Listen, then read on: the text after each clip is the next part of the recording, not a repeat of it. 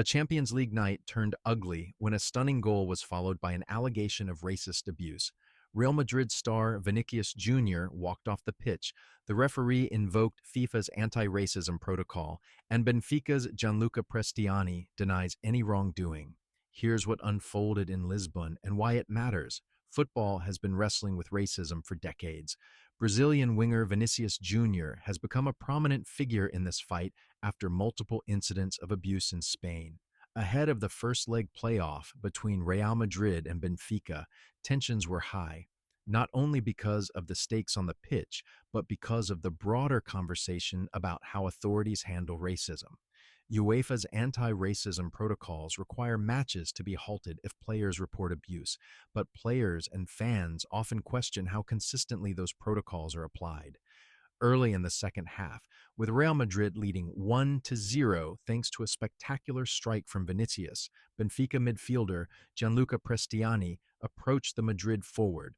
Covering his mouth with his shirt, Prestianni said something that led Vinicius to sprint to referee Francois Letexier and allege he had been racially abused. Letexier stopped the match and crossed his arms in front of his face, the signal to activate FIFA's anti-racism protocol. Players from both teams left the pitch for around 10 minutes while discussions took place. During that time, Benfica coach José Mourinho attempted to mediate between the players. After the delay, the match resumed and Real Madrid held on to win 1-0.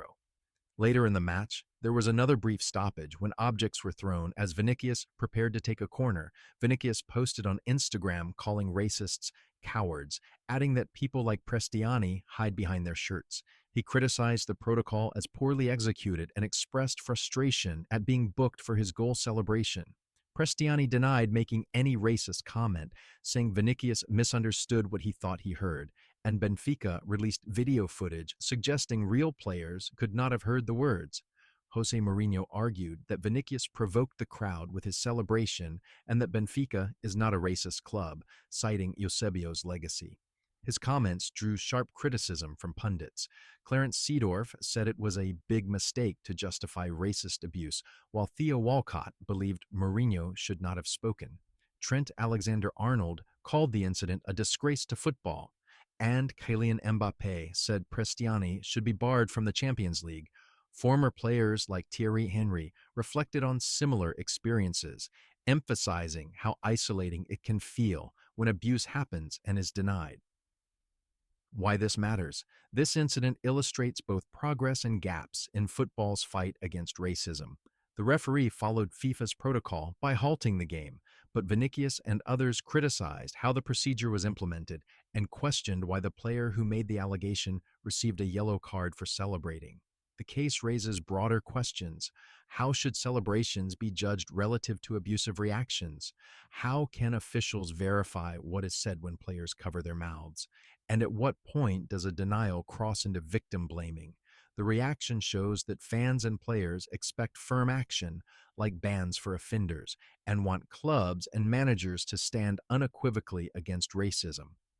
What happens next? UEFA has opened an investigation into the incident, reviewing footage and gathering testimonies.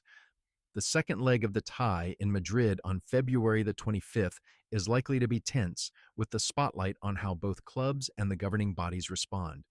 If evidence supports Vinicius's allegation, Prestianni could face sanctions ranging from bans to fines, and UEFA may review the efficiency of the protocol. Meanwhile, Real Madrid will look to secure their place in the next round. Do you think celebrations contribute to hostile environments, or should every allegation of abuse be treated the same, no matter what happened beforehand?